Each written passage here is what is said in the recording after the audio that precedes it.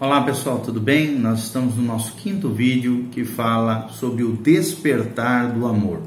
E estamos baseados na palavra de Deus, em Cantares, capítulo 8, versículo 4, que diz a seguinte palavra: não desperteis o amor até que este o queira. Não desperteis o amor até que este o queira. O que significa isso? Significa que existe um momento propício no centro da vontade de Deus, onde o amor é despertado no coração de um homem, de uma mulher, para que haja uma aproximação, um compromisso, um relacionamento rumo ao casamento. E é sobre isso que nós vamos falar. Nós estamos falando sobre vida afetiva, sobre relacionamento, sobre namoro, noivado e casamento, sobre família, sobre a importância da família, segundo o ponto de vista cristão, segundo a cosmovisão bíblica. Não desperteis o amor até que este o queira. Cantares 8, versículo 4. E nós estamos falando sobre as condições para um compromisso. Quais são as condições para um compromisso que realmente vai ser eficaz, que realmente vai funcionar? Como é que nós podemos nos preparar pensando no casamento? Quais são as condições que são importantes para que eu possa escolher uma pessoa da qual eu vou me casar? Primeiro ponto que nós já vimos, só estou repetindo, é ter maturidade. Maturidade espiritual em primeiro lugar, maturidade emocional é muito importante, maturidade emocional, a pessoa equilibrada emocionalmente falando, senão vai ser só tragédia, só dores e mazelas na alma e no coração. E também maturidade emocional, espiritual e financeira, uma pessoa estável financeiramente, uma pessoa trabalhadora. Quando eu digo estável financeiramente, não estou dizendo rico, abastado, mas uma pessoa trabalhadora, com perspectiva de futuro, esforçado, diligente, que sabe o que quer e que luta em prol do relacionamento e futuramente da família. Então, a primeira condição para me casar é ter maturidade, ou que o outro que eu estou me envolvendo também tenha maturidade emocional, espiritual e financeira. Segundo requisito é a confiança em Deus, ou seja, que sejam duas pessoas que vão se envolver, que confiam no Senhor. Nós já lemos Salmo 34, 7, entrega o teu caminho ao Senhor, confia nele e o mais ele o fará. Existe um tempo determinado de Deus para um relacionamento sadio, pessoas que tenham os mesmos valores, os mesmos princípios, pessoas que realmente confiam em Deus, que creem na ação de Deus e no mover de Deus nas suas vidas, no centro, que vivam no centro da vontade de Deus. E agora, em terceiro lugar, nós vamos falar sobre o domínio dos sentimentos e a questão também do julgo desigual. Isso é muito importante. Essa temática é muito polêmica no meio evangélico, mas é extremamente importante os conselhos que Deus dá na sua palavra. Ao mesmo tempo, alguns são mandamentos, outros são conselhos para a vida sentimental, sobre como dominar os nossos sentimentos e sobre a questão do julgo desigual, ok? Preste bastante atenção naquilo que vamos falar e aprenda mais sobre o despertar do amor. Nós precisamos aprender, primeiramente, que podemos ter contato com pessoas do mundo, ou seja, pessoas que ainda não conhecem a Deus, que não têm a mesma fé, que o que a Bíblia chama de incrédulos. Mas elas, nós precisamos entender, estão nas trevas espirituais. E nós devemos ser o que para elas? Luz para esse mundo que está trevoso. Por isso, a Bíblia diz que não podemos ter comunhão espiritual com elas. Por quê? Porque a Bíblia diz em 1 João 1, de 6 a 7, Deus é luz e não há nele treva alguma. Se andarmos na luz, como ele na luz está, temos comunhão uns com os outros, e o sangue de Jesus, seu Filho amado, nos purifica de todo pecado. Ou seja, em nosso andar podemos conhecer pessoas do mundo que são agradáveis no convívio, temos que evangelizá-las, influenciá-las positivamente, sermos amigos delas, e não só isso, trazemos elas para o reino de Deus. Mas está fora do propósito de Deus um relacionamento entre um crente e um não crente. Essa não é uma condição favorável, saudável, E a Bíblia aconselha a não fazer isso. É muito claro isso na palavra. Existem mais de 300 versículos na Bíblia que falam sobre isso, sobre a tragédia que é quando um crente acaba se envolvendo com um não crente. Isso traz uma série de dores e sofrimentos desnecessários. É claro que às vezes, por graça e misericórdia de Deus, o envolvimento com um descrente acaba dando certo uma vez ou outra, mas essa não é a regra de Deus, essa não é a orientação de Deus, esse não é o conselho do Senhor. E nós podemos ver claramente no texto bíblico de 2 Coríntios 6, de 14 e também até o capítulo 7, versículo 1. Olha o que a Bíblia diz: não vos ponhais em julgo desigual com os incrédulos, porquanto que sociedade pode haver entre a justiça e a iniquidade? Ou que comunhão da luz com as trevas? Que harmonia pode haver entre Cristo e o maligno? Ou que união do crente com o incrédulo? Que ligação há entre o santuário de Deus e os ídolos? Porque nós somos santuários do Deus vivo. Como ele próprio disse: habitarei e andarei entre eles, serei o seu Deus e eles serão o meu povo. Por isso retirai-vos do meio deles, separai-vos, diz o Senhor. Não toqueis em coisas impuras, e eu vos receberei, e serei vosso Pai, e vós sereis para mim filhos e filhas, diz o Senhor Todo-Poderoso. Tendo, pois, ó amados, tais promessas, purifiquemo-nos de toda impureza, tanto da carne quanto do espírito, aperfeiçoando a nossa santidade no temor de Deus. Ou seja, Deus já sabia que o relacionamento, geralmente, o relacionamento entre um crente e um descrente vai dar errado. A maior probabilidade é essa. E geralmente é isso que acontece. Caem na impureza, caem na área de envolvimento com a carne, acabam afetando a vida espiritual e não conseguem se aperfeiçoar na santidade e no temor de Deus, conforme diz no final desse trecho. Então, querido, se você tem tempo para isso, caia fora. Se a gente pudesse colocar relatos de pessoas que se envolveram com pessoas de fora da igreja, e eles pudessem dar um testemunho de quão dolorido, de quão penosa e de como é difícil esse tipo de vida com alguém que não tem a mesma fé, os mesmos valores, os mesmos princípios. Sempre lembrando, querido, que não é uma questão religiosa, é uma questão de valores, de princípio, de uma fé autêntica, de uma fé verdadeira.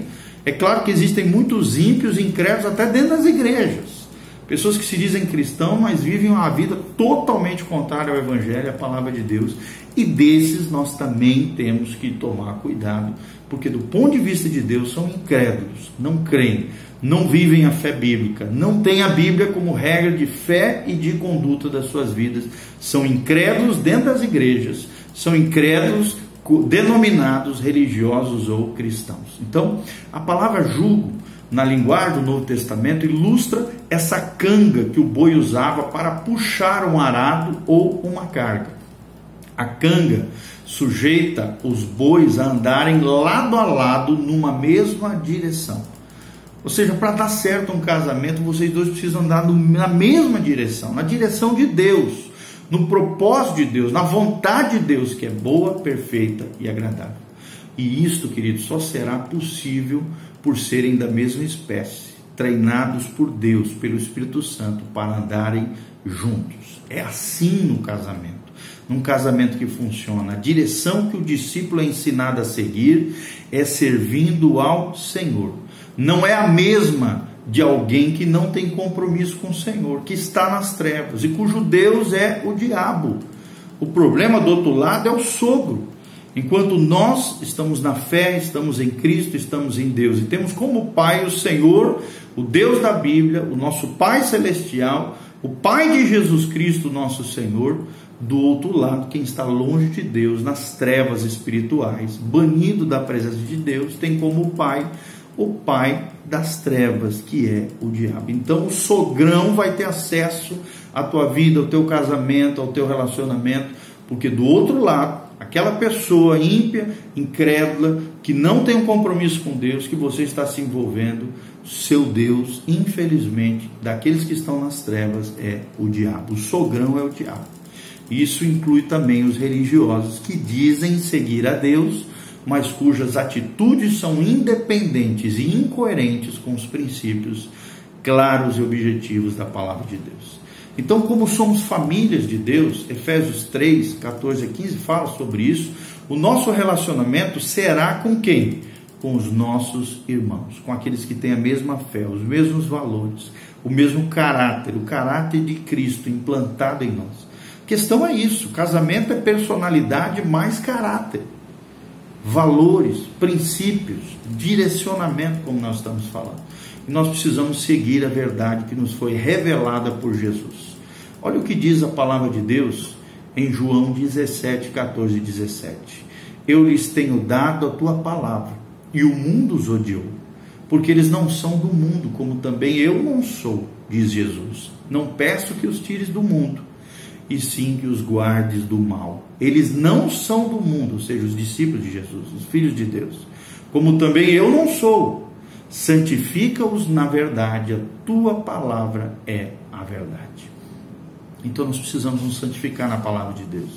A orientação de Deus, o conselho de Deus, a ordem de Deus e o direcionamento de Deus é que não haja julgo desigual entre crédulos, ou seja, aqueles que creem, os da fé, com os incrédulos. Pode até, por graça e misericórdia, 1, 2, 3%, dá até certo, e Deus ainda acaba salvando aquele que estava perdido.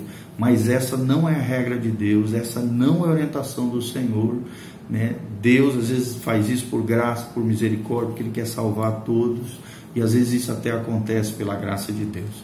Mas a ordem de Deus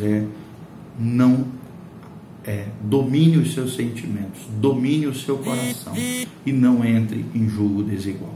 Agora nós vamos falar um pouquinho sobre paixão e desejos da carne. Para o mundo, o namoro é paixão, sedução, atração física. Eles aceitam o namoro como um desenvolvimento natural do ser humano, mas as suas motivações são egoístas, são para satisfazer os seus próprios desejos egoístas. E essa relação é pecado para Deus. Se você está com um relacionamento afetivo, amoroso com alguém, e as suas motivações são apenas satisfazer os seus desejos, é apenas paixão, é apenas sedução, é apenas atração física, sentimentos egoístas, essa relação é pecado para Deus, pois se baseia na carnalidade do homem sem Deus. É assim que é o homem sem Deus. E esses sentimentos precisam ser dominados pelo Espírito Santo de Deus. Quem é de Deus é governado pelo Espírito Santo de Deus, agrada a Deus, obedece a palavra de Deus, vive uma vida que agrada ao Senhor com honra, dignidade, santidade e temor do Senhor. Ok? Então preste bastante atenção nisso que nós estamos ensinando. Olha o que diz Gálatas 5, de 19 a 21. As obras da carne são conhecidas, e são elas, 2 pontos: prostituição, impureza, lascívia. E Paulo continua dizendo um pouquinho mais para frente: eu vos declaro que não herdarão o reino de Deus os que tais coisas praticam. Ou seja, se a gente ficar na prostituição, e aqui prostituição não é vender o corpo, é qualquer imoralidade sexual, qualquer relacionamento sexual fora do contexto da aliança, do pacto nupcial, do casamento, é prostituição, é imoralidade, é algo imoral, é algo que defrauda o corpo, a alma, gera culpa, gera uma série de mazelas dentro da alma, é impureza também, é lascívia, e os que tais coisas praticam, diz o Senhor, não herdarão o reino de Deus. Nós precisamos entender claramente, querido, que a intimidade física, a intimidade sexual é para o casamento, não é para os namorados, como nós vemos hoje no mundo aí fora, e às vezes até dentro do contexto da igreja. Tem uma pesquisa que diz, feita pela Junta Batista de Missões e também a área batista que trabalha com jovens, que infelizmente hoje 75% dos jovens já não são mais virgens. Apenas 25% se guardam, são puros, estão se preservando para o casamento. Essa é a regra de Deus, essa devia ser a prioridade de cada jovem cristão. E outra coisa, 37% dos jovens estão com vida sexual ativa, como os lá de fora do mundo. Lá de fora, claro, os índices são bem maiores, mas dentro da igreja, 37% dos jovens com vida sexual ativa e 75% que já não são abstêmios, não são mais virgens, não se guardam para o casamento e vivem como se Deus não existisse. A intimidade física, vou repetir, é para o casamento, não é para o namoro, pois no namoro vocês ainda são solteiros. Fora do casamento, qualquer intimidade desse tipo, relação sexual, toques físicos em áreas erógenas, ofende a santidade de Deus. Isso ofende a Deus, isso fere a nossa santidade, nossa dignidade, a nossa honra diante do Senhor. Possivelmente no convívio dos irmãos, é claro, será desperto em nós um sentimento diferente por alguém, além da amizade que temos com todos. Isso não é também um sinal de nenhuma confirmação. Precisamos colocar diante de Deus em oração, precisamos conhecer melhor a pessoa, desenvolver uma amizade sadia. É preciso que o nosso coração seja sondado por Deus. Domine as suas paixões, domine os seus sentimentos, desperte o amor só na hora que Deus quiser. Viva no centro da vontade de Deus. Olha o que diz o Salmo 139, de 1 a 3. Senhor, tu me sondas e me conheces. De longe penetras os meus pensamentos. Conhece todos os meus caminhos. É o que diz o Salmo 139, de 1 a 3. Vê se há em mim algum caminho mau e guia-me pelo caminho eterno, por amor do seu nome. Ou seja, Deus tem que estar sondando o nosso coração. Temos que parar antes de entrar por um caminho tortuoso, um caminho equivocado, e termos a convicção de que Deus está conosco no nosso andar, porque o nosso coração, infelizmente, é enganoso. Não seja guiado por sentimentos, por emoções, pelo seu coração. Olha o que diz Jeremias 17:9: enganoso é o coração, mais do que todas as coisas, e desesperadamente corrupto. Quem o conhecerá? E Jesus também fala nos evangelhos sobre tudo que se deve guardar. Guarda o teu coração, porque dele procede as fontes da vida. Ou seja, se o nosso sentimento foi gerado pelo que os nossos olhos viram, querido, tenha muito cuidado.